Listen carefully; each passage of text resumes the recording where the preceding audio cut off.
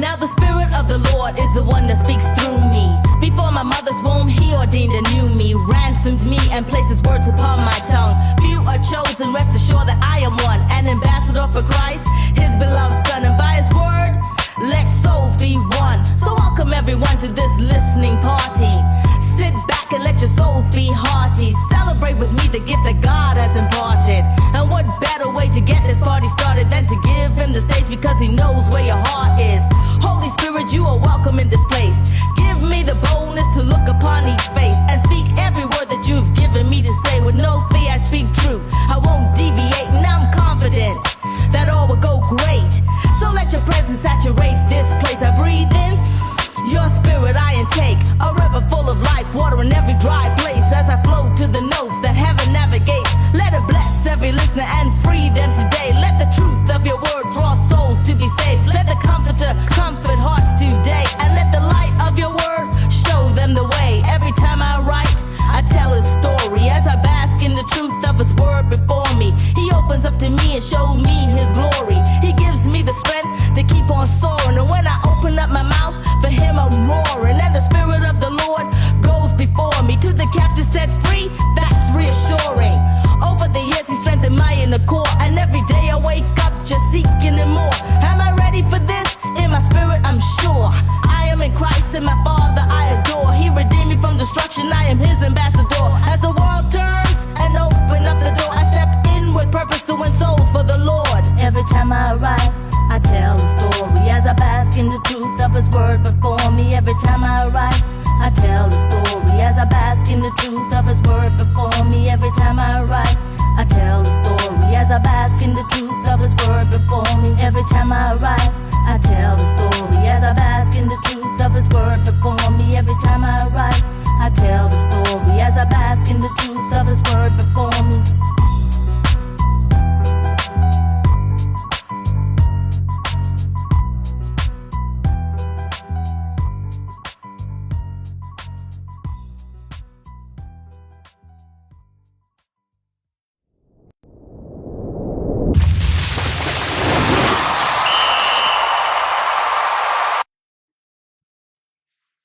Hey, welcome to the Tom the Bomb Sports Talk, the fastest growing sports show in the world. It's Monday, January 6th, 2025. Happy New Year. Haven't seen you since last year. Where you been?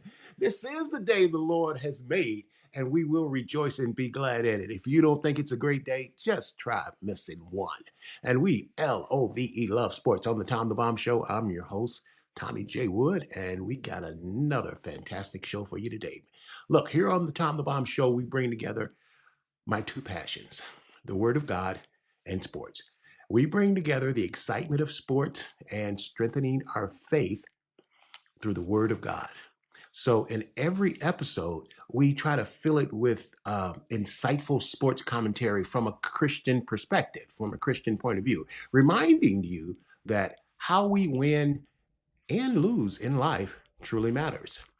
Our mission is to spread the word of God. And that's what we are called to do. And that's what we do. Every show reflects our commitment to sharing biblical truth, offering hope and encouragement through scripture.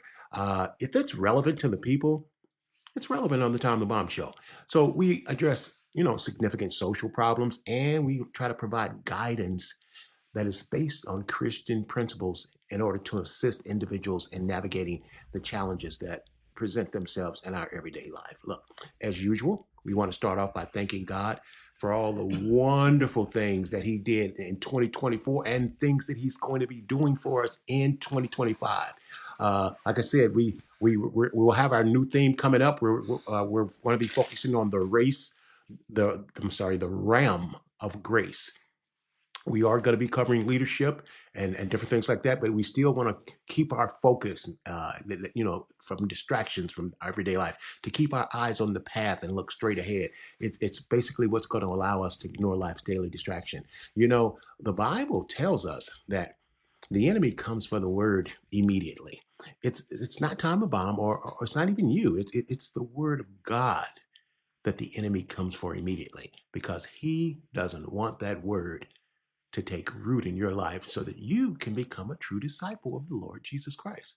Hey, gang, our show is live. Okay, the calling number here is 301-655-9992. Or you can join us live on Facebook, and you can even catch us on YouTube as well at Tom the Bomb Sports Talk.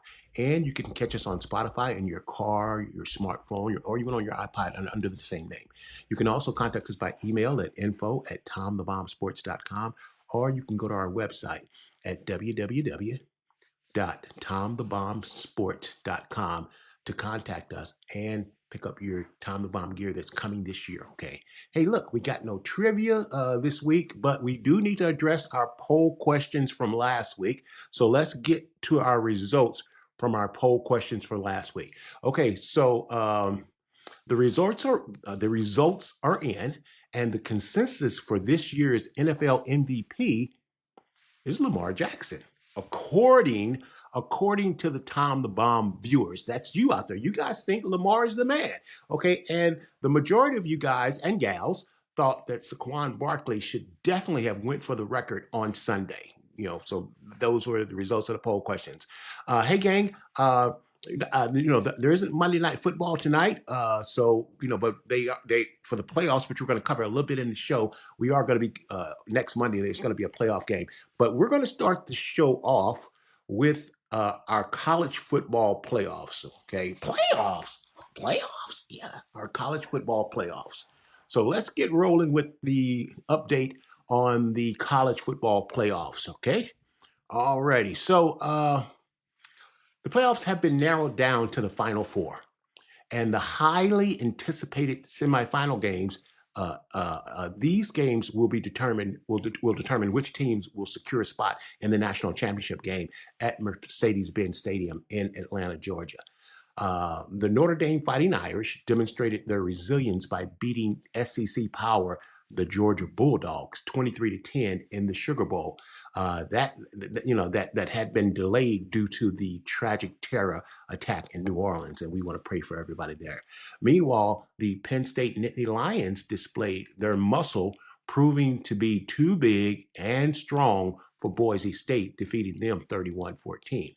Now, in the Fiesta Bowl, on the other side of the bracket, the Texas Longhorns cheated Arizona State to emerge victorious 39-31 in a thrilling double overtime game in the Peach Bowl.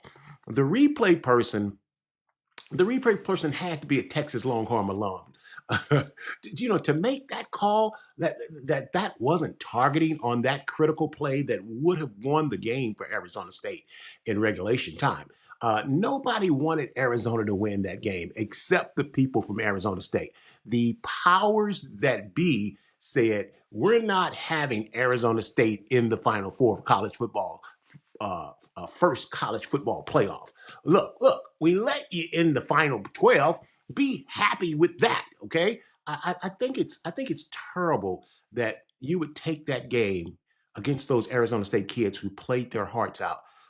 Okay, Tom the Bomb, get off your soapbox. What's the use of having a replay when you look at a replay and still get the play wrong?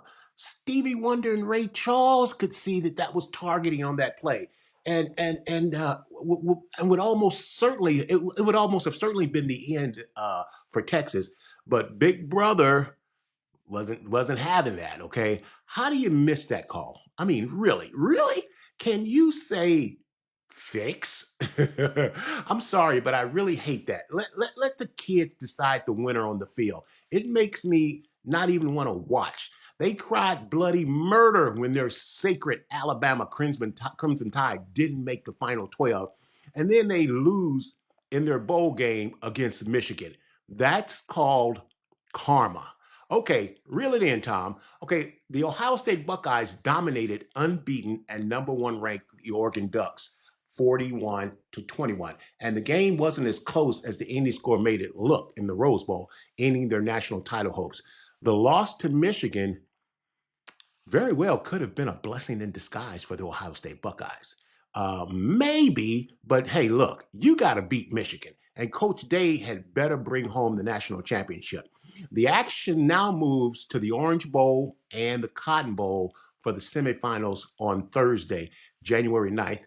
Number 6, Penn State will take on number 7, Notre Dame at 7:30 p.m. Eastern on ESPN at Hard Rock Stadium in Miami Gardens, Florida, in the Orange Bowl. On Friday, January 10th, the number 5 seed Texas will take on the number 8 seed Ohio State at 7:30 p.m. Eastern on ESPN at AT&T Stadium in Arlington, Texas, in the Cotton Bowl. Okay, now so let's critique what we've seen so far from the first 12-team college football playoffs. Okay, first, college football needs to get rid of the bowl games. Now, I know that won't happen because there's too much money involved, and all anyone cares about is money. Okay, nothing in sports is better than NCAA basketball tournament, the big dance. College football doesn't realize it, but they don't need the bowl games, at least not for the 12-team playoffs. Now, while Arizona State and Texas was holding the country spellbound, the Rose Bowl couldn't see fit to delay the kickoff of Ohio State versus Oregon by a few minutes. By the time the Texas prevailed over the Cinderella Arizona State Darlings in the 39-31 double overtime, the Buckeyes were already up 7-0 and was driving for another score. College football is too good of a product for the bowl bureaucrats to have that much power and control over the college game. Second point I want to make is college football doesn't need to be expanded to 14 or 16 teams in the future. That move to me would really the only reason you do that is for more money. Okay, no real playoff-worthy teams is going to be left out of a 12-man field.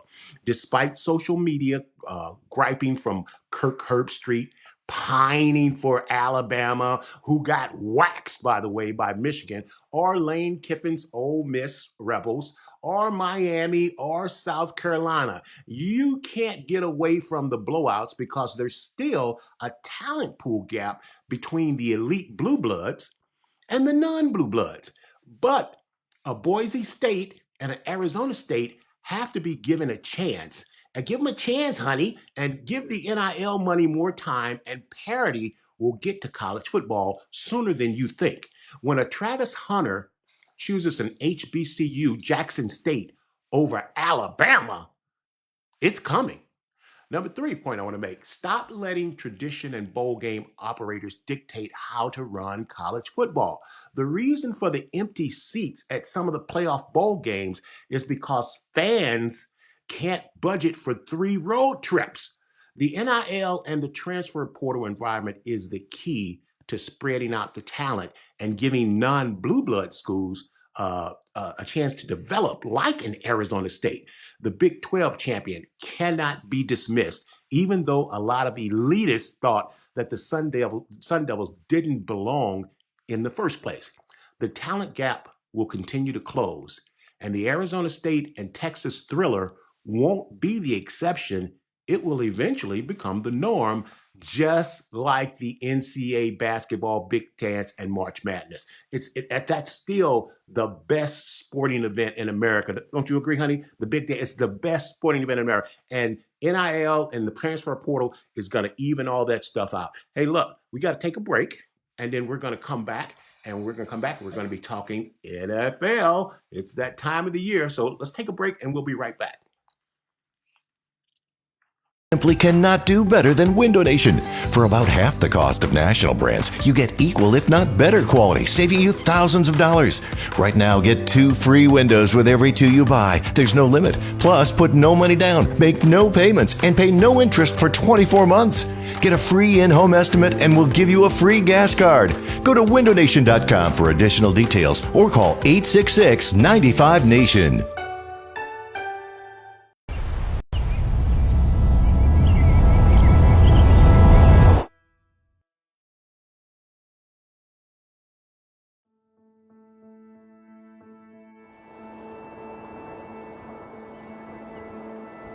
Sheltered by the Sea of Cortez, Danzante Bay is a pure and peaceful oasis, an uncrowded retreat where your options are as vast as your views.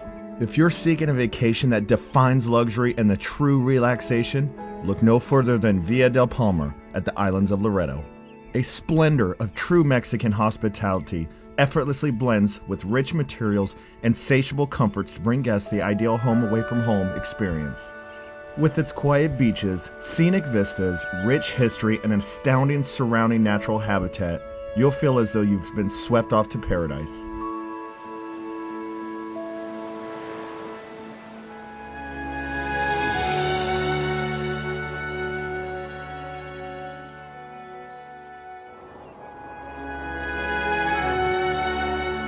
Not to be outdone, Reese Jones has crafted TPC Danzante Bay, a brilliant, multi-themed 18-hole golf course that runs over and through valleys, arroyos, dunes, and foothills. From every angle, striking images of the islands of Loreto and the surrounding mountain range take your breath away, while the challenging yet rewarding Baja Golf Course beckons you to return for more. It is an honor and my pleasure to welcome you to the world's most beautiful sunset and so much more.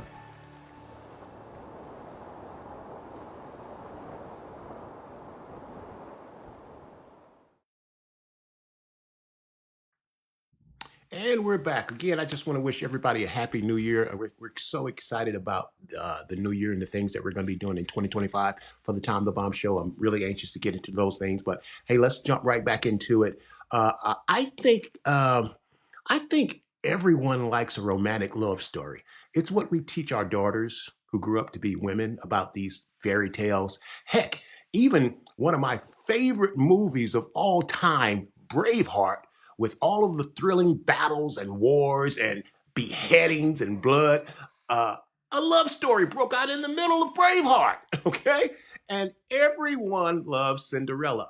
But when the clock struck 12 midnight, the beautiful carriage turned back into a pumpkin, and the riches turned back into rags. That's what happened to the Minnesota Vikings last night. With the NFC North Division and the number one seed for the NFC playoffs on the line, the Vikings turned back into the pumpkin. I've been feeling all year long, I told you guys that they're like a recipe with the missing ingredient.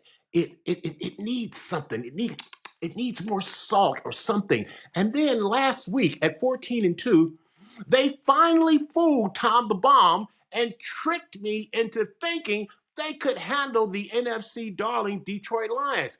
What did our esteemed President George W. Bush say? Fool me once, shame on shame on you.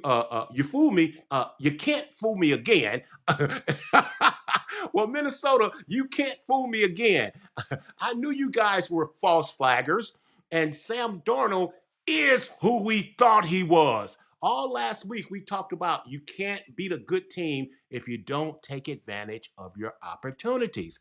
The Vikings played like the end zone was a deadly cliff that they didn't want to fall off of, like it was the Badlands, like it was the Forbidden Zone, like it was the Twilight Zone. You picked the zone, the Vikings couldn't get into it. The Lions are their so-called weak link all year has been their defense and specifically their secondary. After watching my 49ers last week light up that same defense for 34 points, the so-called high-powered Vikings offense could muster nothing. The Lions defense turned in a jewel of a performance with the so-called beleaguered secondary shutting down one of the NFL's top tandem receivers in Justin Jefferson and Jordan Addison. Defensive coordinator Aaron Glenn, who should be getting a head coaching job coming up, came up with a masterful scheme holding the Vikings to just 3 field goals in the 31-9 victory Sunday night to claim all the marbles. Detroit's secondary flustered Sam Darnold and Justin Jefferson all night long. Amik Robinson looked like the second coming of primetime Deion Sanders, Darrelle Revis Island, Mel Blount. You take your pick. I can't even remember the last time I saw a defensive back play that well against an all-world receiver like Justin Jefferson. The Lions' Jahmyr Gibbs was all of that and a bag of chips. With 23 carries for 139 yards and 3 TDs, he took over the game. Man, coaching matters. And last week, I bragged on the Vikings coaching staff, rightfully so, but the Lions coaches clearly outcoached the Vikings last night. Great game plan by Detroit. Congrats. It's an all new season now. Detroit should be really, really tough to beat at home since the road to the Super Bowl now goes through Detroit and Kansas City, Motherwig. Okay, let's move on to our next game. Okay, it's Dallas week in the DMV. In a game I felt like the Commanders had to have, they won 23-19 in a thriller. The Commanders had lost this. The Commanders had lost this game. I think they would have been one and done in the playoffs. Marcus Mariota subbing in for Rookie of the Year, Jaden Daniels, was absolutely brilliant, going 15 for 18 for 161 yards passing, 160 yards passing, and two passing TDs. And he also rushed for the game-winning TD. With the win, the Commanders lock up the number 6 seed and set up a rematch with the Tampa Bay Buccaneers. Scary Terry McLaurin showed up big again in clutch time with the game-winning grab with 2 seconds left on the clock. No guts, no glory. I think I would have kicked. Lori and I were watching the game. He's like, with 6 seconds, we were like, I would kick. Hey, but they went for it and it left. But the Commanders, I like the fact that the Commanders went for the juggler. That's what I'm trying to say. McLaurin scored a franchise record 13th receiving TD for the season. The Commanders finished with an impressive Skywalker, an impressive 12-5 record. Now, I picked the Commanders to win 10 games, but 12, man, they hadn't won that many games since 1991, which is the greatest Washington football team in their history. The Commanders have won more games this year than they've won in the last 2 years combined.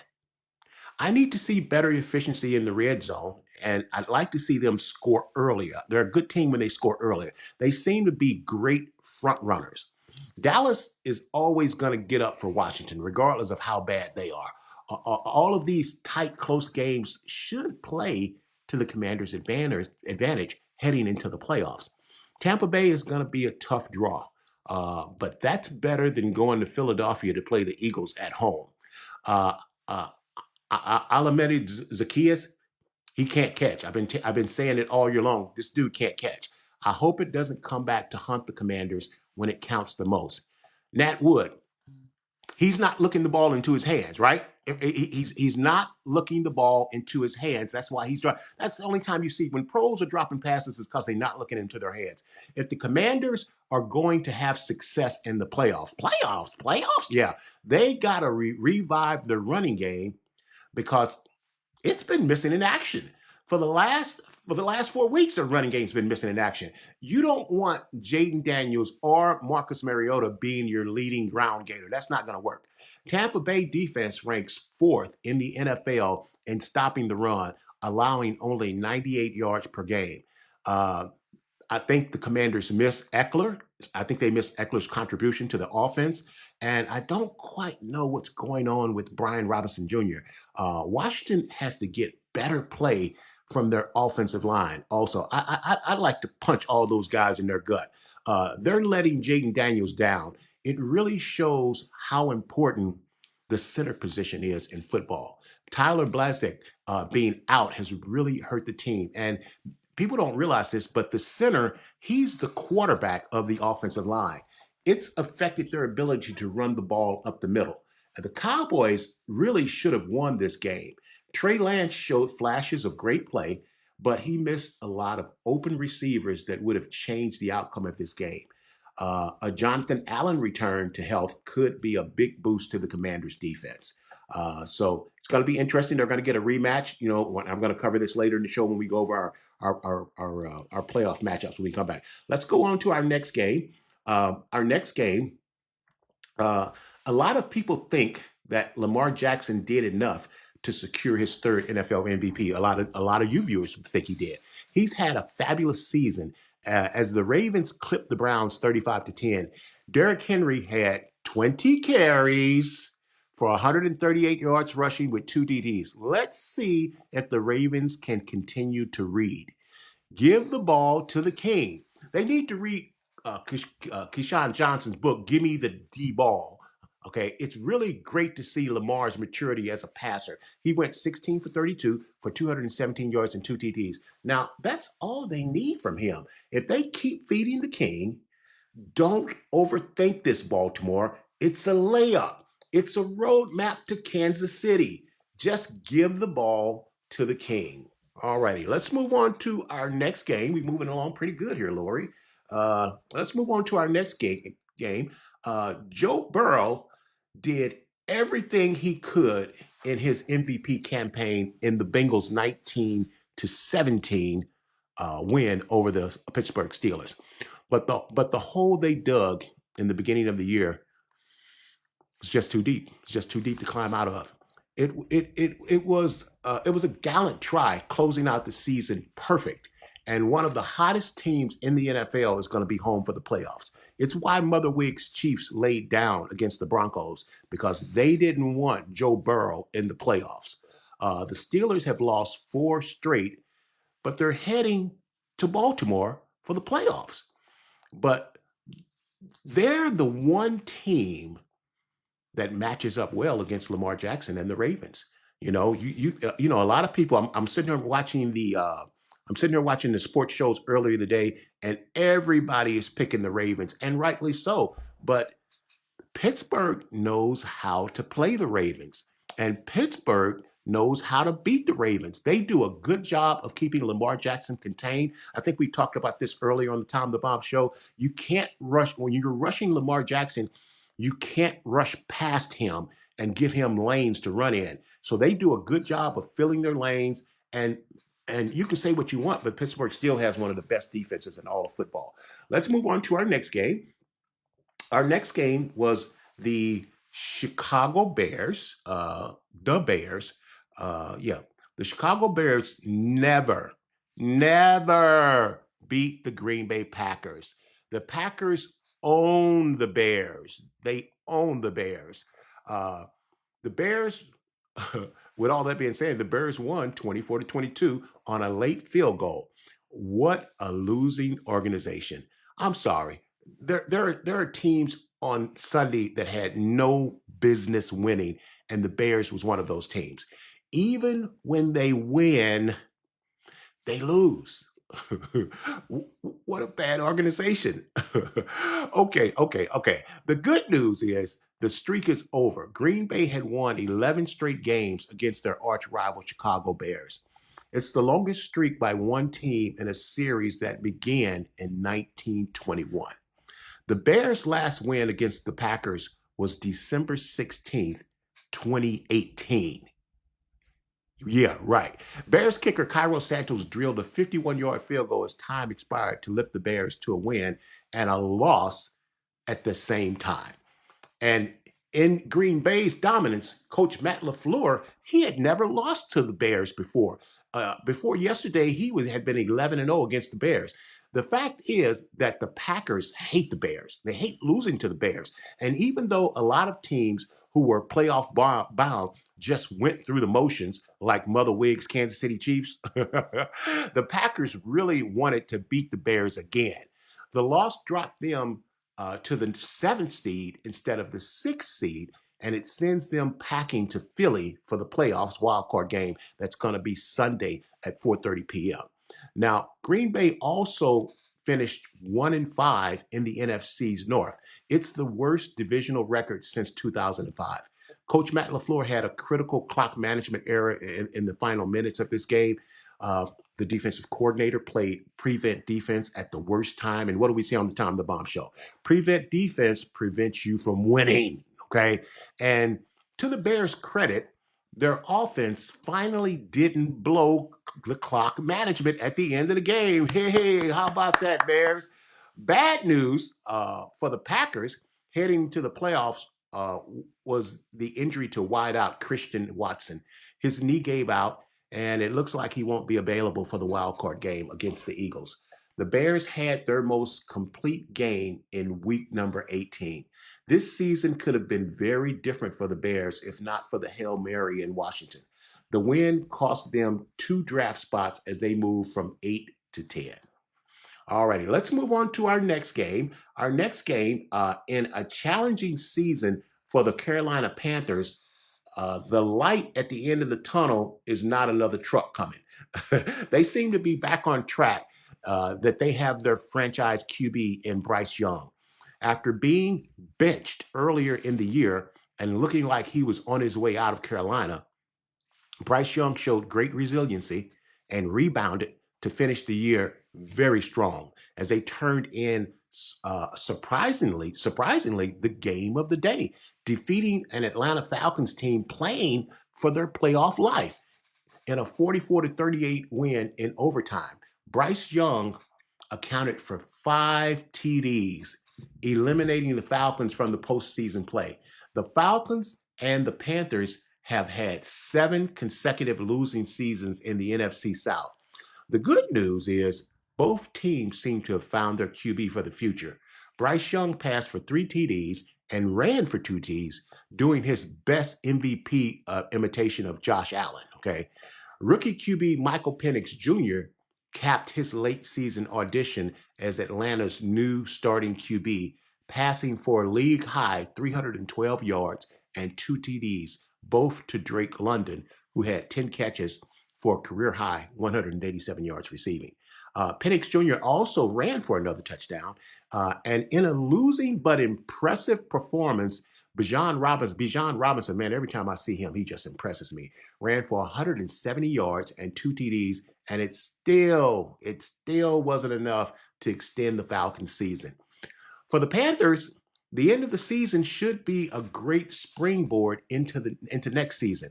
With not a whole lot to play for, this team improved down the stretch, playing the Kansas City Chiefs tough and winning big games no one thought they would win. The Panthers haven't had this kind of promise since Cam Newton at the QB position. I'm telling you guys right now, Michael Penix Jr. is a flat-out stud. What an unbelievable quarterback class this class has the potential to be the best quarterback class ever. When you're talking about Michael Penix Jr., he has a strong and accurate arm, and he's a great deep ball thrower. Then you got number 2, you got Jayden Daniels. Jayden Daniels is the rookie of the year. Number 3, Bo Nix pushed Jayden Daniels hard down the stretch for the Rookie of the Year award. Number 4, you got Caleb Williams. Oh, he's just the number 1 overall pick overall, and he's uber talented and plays hard every game. He's just a little immature, and he'll grow out of that with the right coach. Then you got Drake May in New England. He's going to allow the Patriots to go after Travis Hunter, the guy that they really need. And then you got at number 6, you got Sam Darnold is going to get paid in Minnesota, but J.J. McCarthy is the future in Minnesota. Wow, that draft class at that QB position could be it very well could be the best ever. I mean, it's really impressive. It's looking better and better. Hey, the Texans won 23-14 over the Titans to build some confidence and momentum heading into their wild card playoff game against the Los Angeles Chargers at home next Saturday at 3:30 p.m. Central, 4:30 p.m. Eastern. The Titans won because they secured the number 1 draft pick in the upcoming 2025 draft. Now, that's a win-win scenario for both teams. Coach DeMeco Ryans took the job in Houston when it looked like the scorched earth, that no one wanted this job with all the ownership issues and the Deshaun Watson distractions, and all he's done is win back-to-back AFC South titles and consecutive playoff appearances. DeMeco Ryans said, "We've earned the right to play postseason football." Yes, sir, coach. Yes, sir, coach. Yes, you have. And we salute you and your Texans team.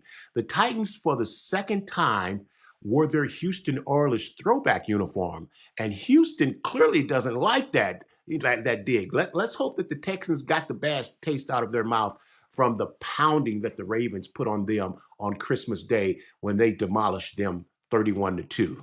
So that's what. Okay, our next game is Dwayne Taylor's Philadelphia Eagles. The Eagles deciding not to play Saquon Barkley against his former team. The Giants prevail without Barkley 20-13, not willing to take a chance on anyone getting injured. And and going into the playoffs. The key is to go into the playoff healthy. Now, Jalen Hurts is expected to be back for the playoffs. For the playoffs game against the Packers. One of the more memorable moments from the 2024 NFL season had nothing to do had nothing to do or any and it had nothing to do with football. Anything that happened on the field. What I'm trying to say. Back in July, HBO aired an off-season iteration of the popular show Hard Knocks, which documented various free agent moves by the New York Giants. Now, the Giants, the team's discussions about whether or not to re-sign running back Saquon Barkley will never, ever be lived down in New York. Owner John Mara said he would have trouble sleeping if Barkley went to divisional rival Philadelphia, which we all know now is exactly what happened. It's where he ended up. And this is kind of cool. Barkley poured a little salt in the wound, having a career year and rushing for over 2,000 yards.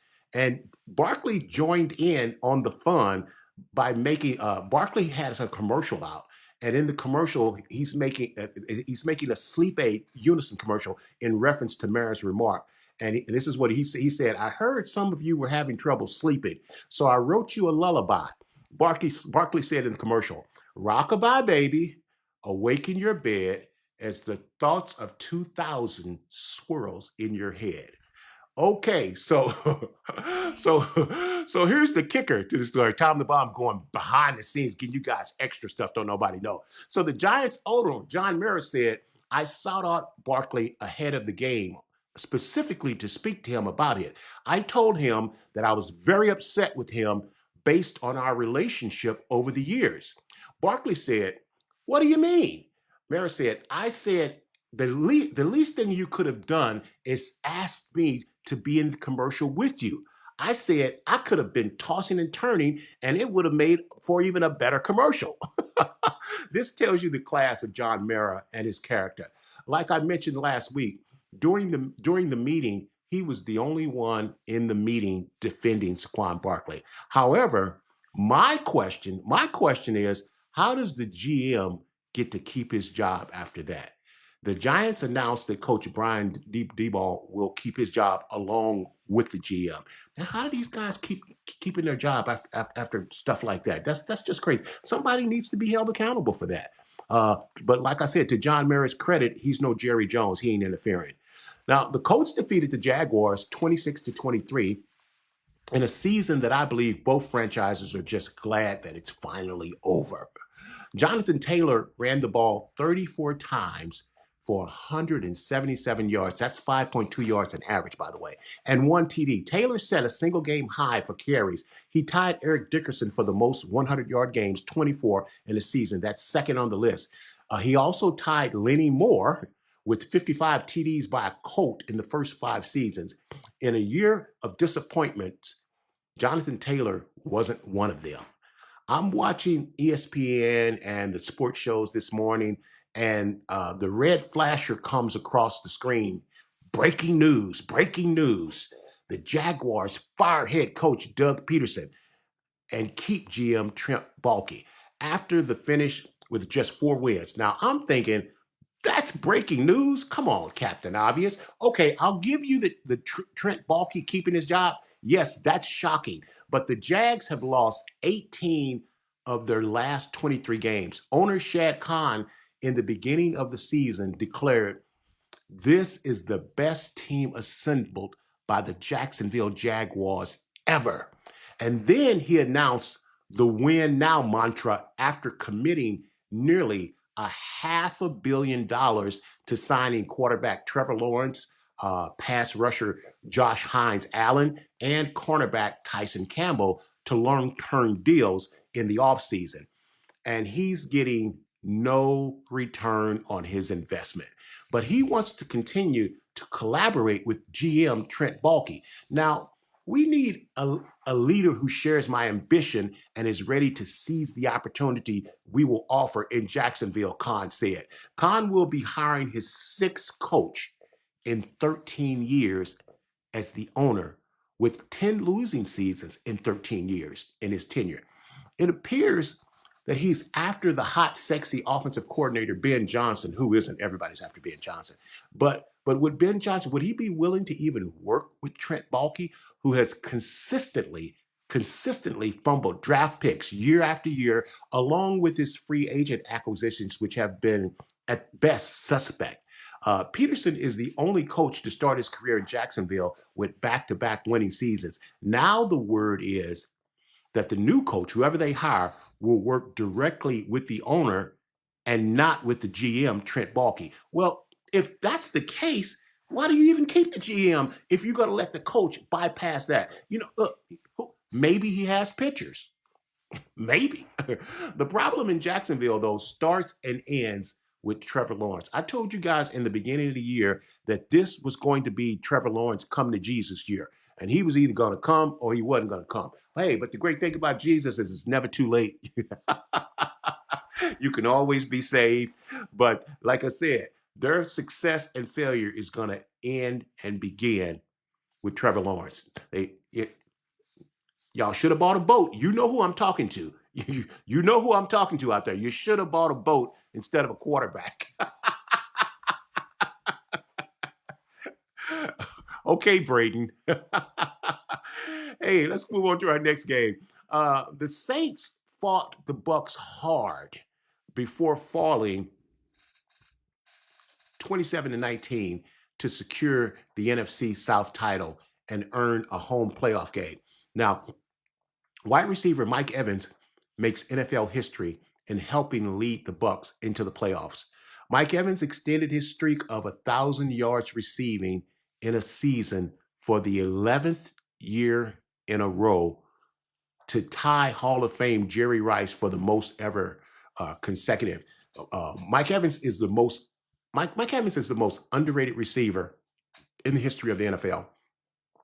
He's a first ballot Hall of Famer, and he just stays under the radar. No one mentions him in their top 10 receivers. If you say list the top 10 receivers, nobody says Mike Evans all the time. But when you look at his numbers, they just wow you. Year after year, after holding the Saints on fourth down, the Bucs got the ball back with just 40 seconds in the game, with Evans needing just 5 yards for the record.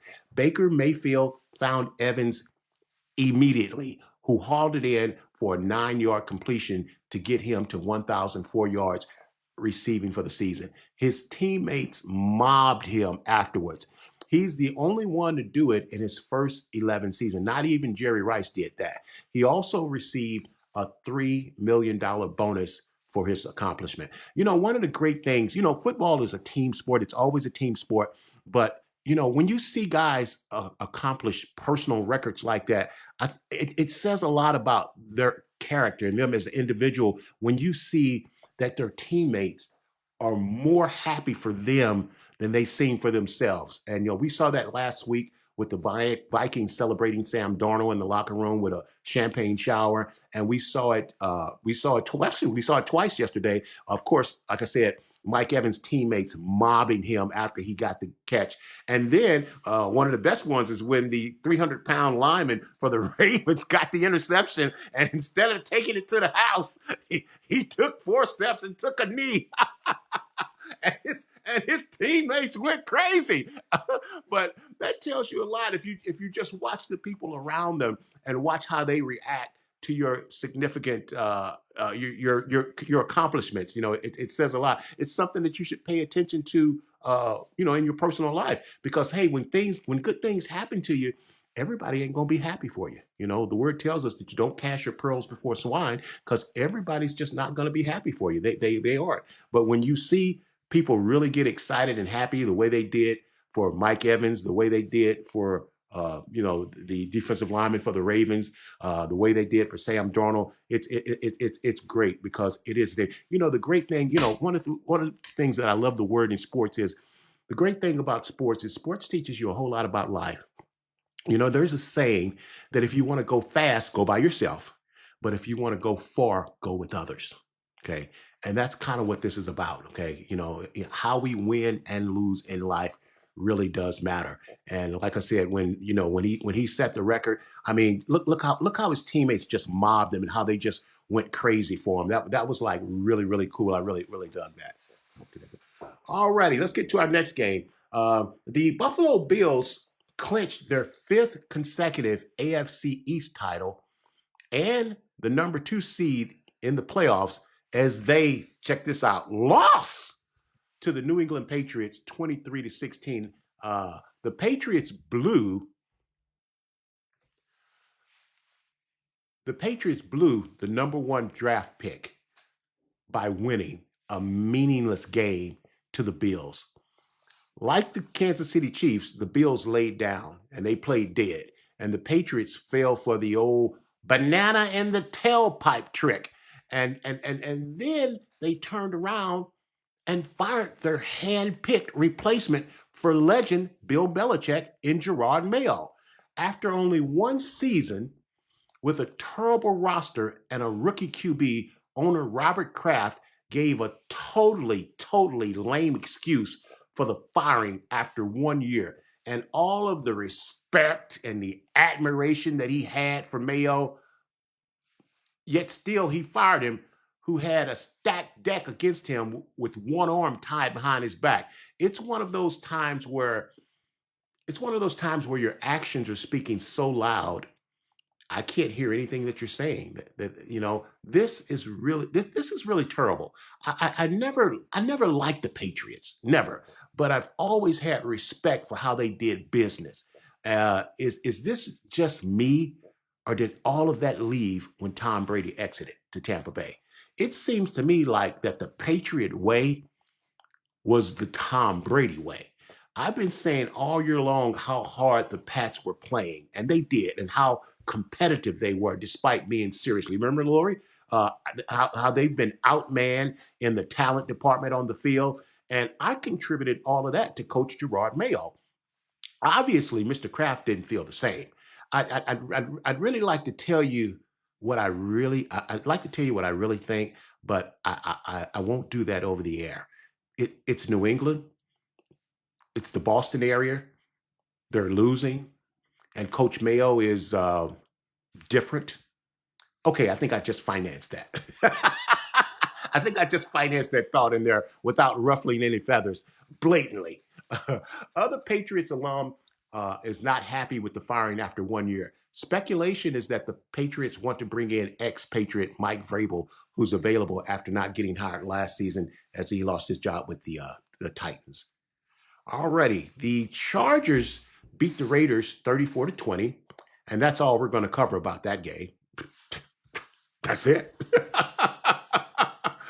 The Cardinals throttled my 49ers 47-24, like I told you they would, because the 49ers, they struggle against mobile quarterbacks, in particularly Kyler Murray.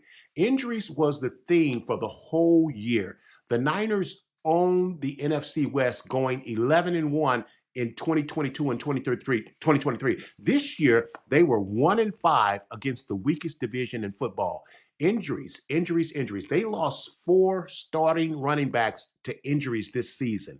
The Niners will have some tough decisions to make in the offseason, and next year, this team could look very, very different. All righty. Let's see. Let's see if I covered the rest of the games. Let's pull up the rest of the games. All right. What games did we miss? Okay. We had we call the Rangers. Okay, there we go. Okay. The Chiefs and the Broncos. Let's talk about Mother Wig's Chiefs and the Broncos. I understood what was going on. We all knew that Patrick Mahomes wasn't going to play. Travis Kelce wasn't going to play.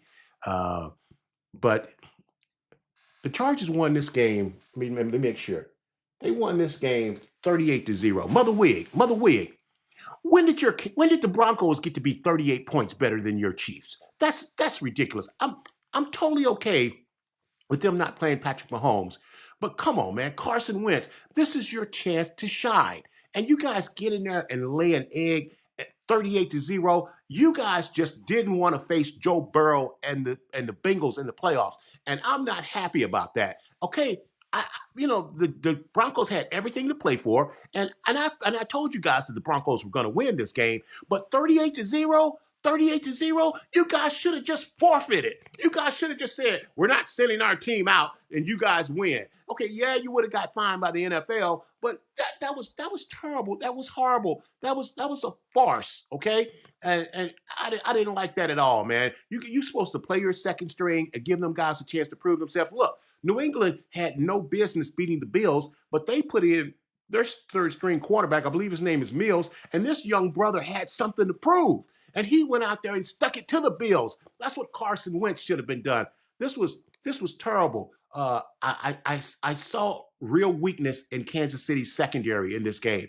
Bo Nix played great, but man, the Chiefs just laid down. I guarantee you that if the Broncos run up against the Chiefs in the playoffs, it ain't gonna be nothing nice for the Broncos. So didn't like that at all, Motherwig. All right, let's look at our next game. Our next game was the Seahawks defeated the Rams 30-25. And like I mentioned, the Rams were in the playoffs. And like a lot of teams, this last game, they just wanted to get through. They wanted to make sure nobody got hurt. The Seahawks prevailed 30-25.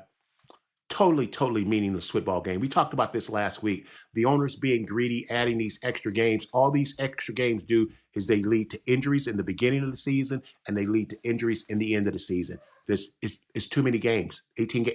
It's too many games. These games were totally meaningless. Our next game was the Dolphins versus the Jets. And the Jets prevailed 32-20. You know the Jets ain't beat nobody this year. But hey, once the Broncos won, the Dolphins knew that they were eliminated and they were gone. And Aaron Rodgers gets the win. He threw his 500 touchdown. But the only thing I really want to talk to about this game is Tyreek Hill. We can't go without talking about Tyreek Hill. He comes out after the game and talks about he's done and he no longer wants to be in Miami and he's got to do the best thing for his family. Okay, first of all, we know that Tyreek Hill is a liar. Oh, Tom the Bomb, that's not nice. Look, we know that the guy's a liar. Remember when he got stopped by the police and he just told all these elaborate lies, and then the video actually came out how disrespectful he was being to these police officers? Now, you're a black man in Dade County in Miami driving a $300,000 sports car, and you're going to be disrespectful to the police in the South? In the South? I don't care that it's 2024, 25, 25. You're not going to get away with that in the South. You're not going to get away with that almost any place in America. You surely aren't going to get away with it in the South. So first of all, we know he's a liar, okay? And then he says, well, I don't want to be here because I have to do the best thing for my family. Look, Kansas City didn't want to lose you. Kansas City offered you a really good deal. If winning was important to you, you would have stayed in Kansas City, But no, you took the money. So look, you don't get to take the money and say, okay, I want the wins too. Look, did you really think you were going to leave Kansas City and win more in Miami? Look, let me just say this. I hate stereotypes, but listen to me. Most of these guys in the NFL, you guys have to know they aren't the smartest people. I'm trying to be nice, okay? They aren't the smartest people, okay? Winning is so important to me, so I'm going to leave Kansas City and go to Miami. Miami ain't won nothing. When's the last time Miami won anything? The 70s? and winning is important to you? Man, you need to be quiet. You need to stop talking. You need to stay away from the cameras because you're just coming off as not smart, okay? We know you're a liar, and now we know you're not smart. If you stop talking, your intelligence level will go up. I'm sorry. I apologize. This was absolutely terrible. And then he said all this right in the locker room around his fellow players. Now, I know anytime a game, in sports, you can get very emotional and your emotions are running high after a loss and you're out of the playoffs. But this guy quit. This guy, he decided, they told him to go in the game. He says, I'm not going back in. And listen, here's what I would do with Miami. I would get rid of this guy. I would get rid of this cancer because you can get rid of cancer if you cut it out soon enough. And he talks about he wants to win. I would find the worst team in the NFL And that's where I would send him. I'd get rid of that big salary, send him to the worst team, and let him go there. But they need to get rid of him. Now, if I'm New England, I might be calling Miami. You know what? San Francisco might even be able to use him. But that's here to because people always want to use you when you have talent. But I'm gonna tell you, this guy, this guy, that's what I would do if I was the Miami. I would trade him to the worst team. You know, there there's a line in Django where he says, "I want you to take him to the market, and I want you to sell him, but I want you to sell him cheap." You make sure you sell him cheap. Here's what he was saying. I want you to trade him, but I want you to trade him to the worst team we can find, you know. And that's what we're gonna say about that game. The Dolphins and the Jets. The Jets prevail 30-23. All righty. All righty. So let's get to our playoff game. Playoffs? Playoffs? Yep, let's get to the playoff game. Let's walk these down real quick. Okay. You want to start with the Commanders, Lori? Let's start with the Commanders. All right, we're in the DMV. Okay, so our first playoff game is a rematch. It's our Washington Commanders taking on the Tampa Bay Buccaneers. It's going to be in Tampa. And you know, the Bucs won this first game.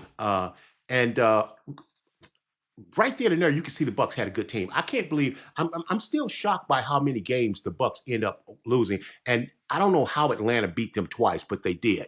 Okay, but this is going to be a really, really good football game. It's going to be a very, very physical football team. Washington has to get out early in this game. Like I mentioned to you earlier, Washington are great front runners.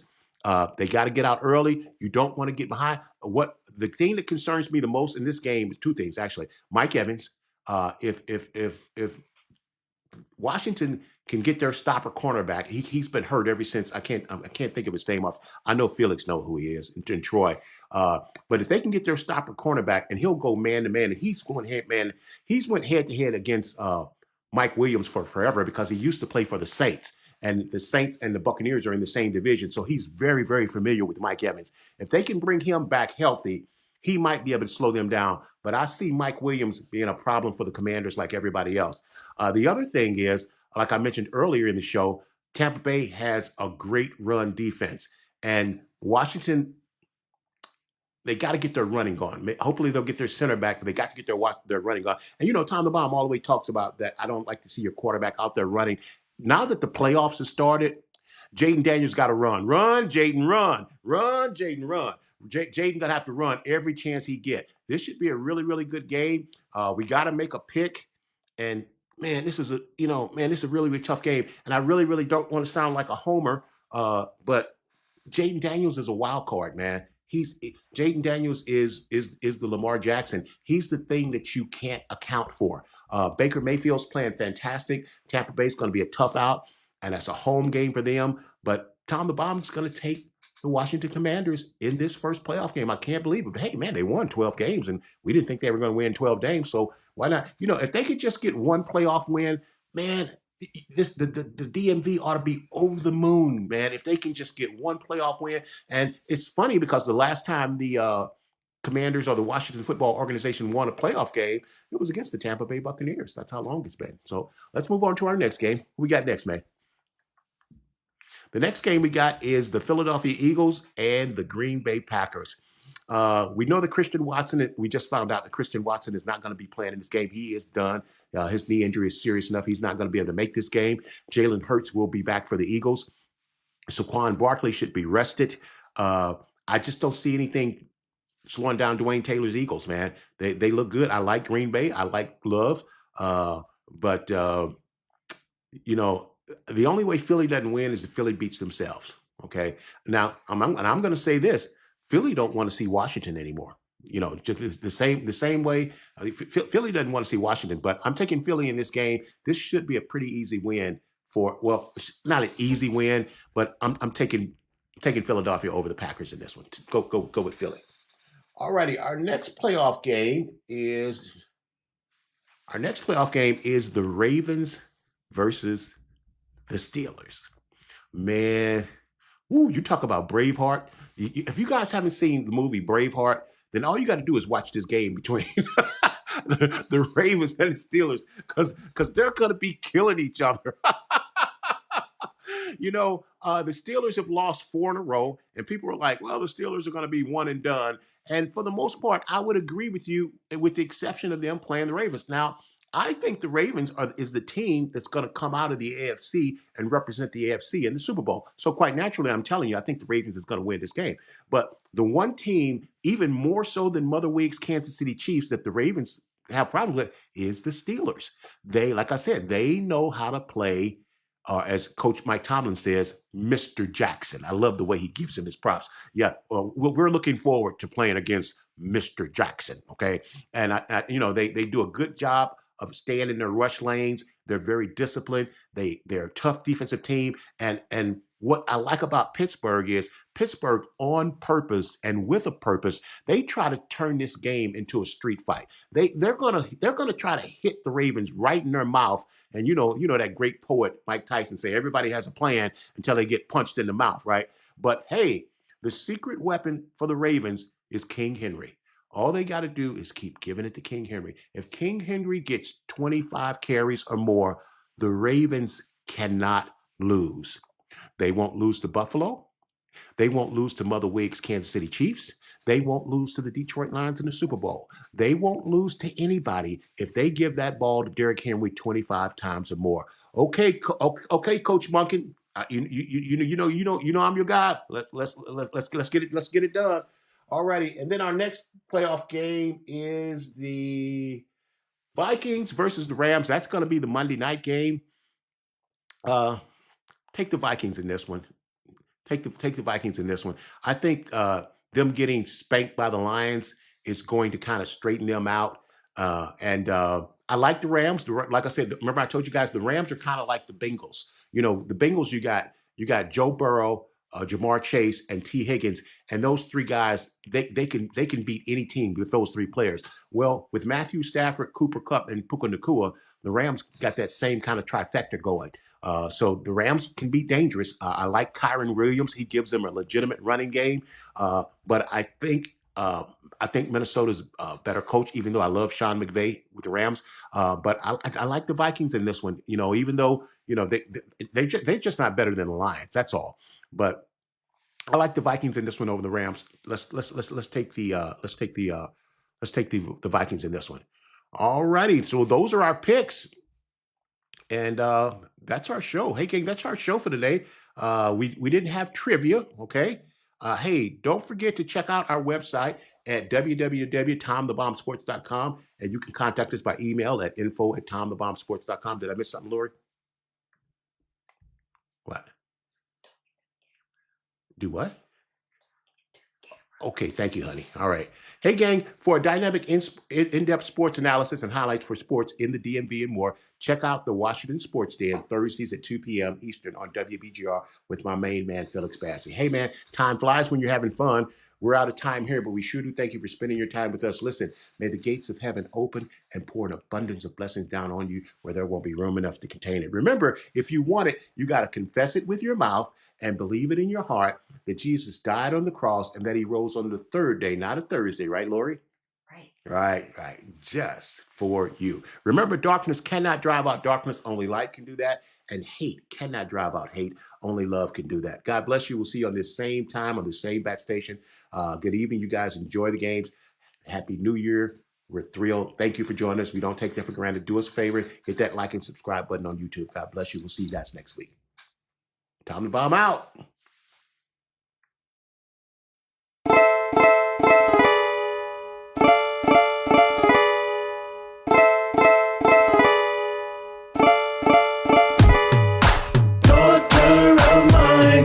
This is your time, and you gon' shine, and you gon' shine, daughter of mine.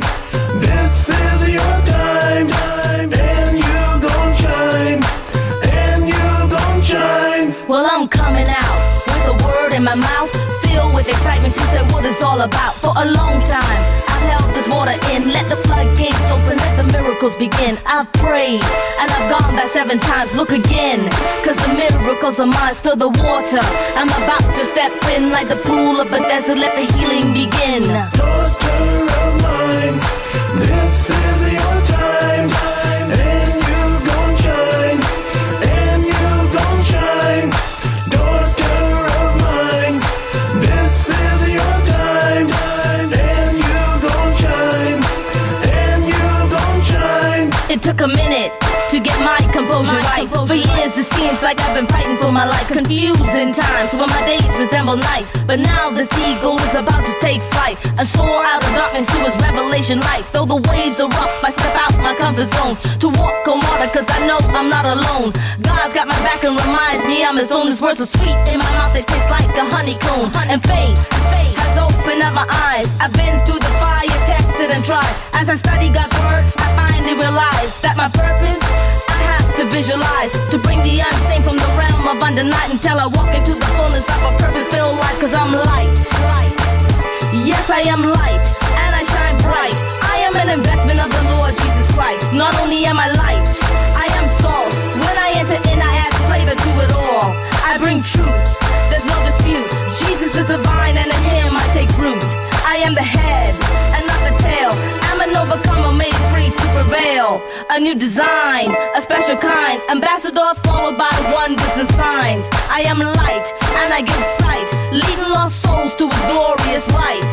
I am light. Daughter of mine, this is your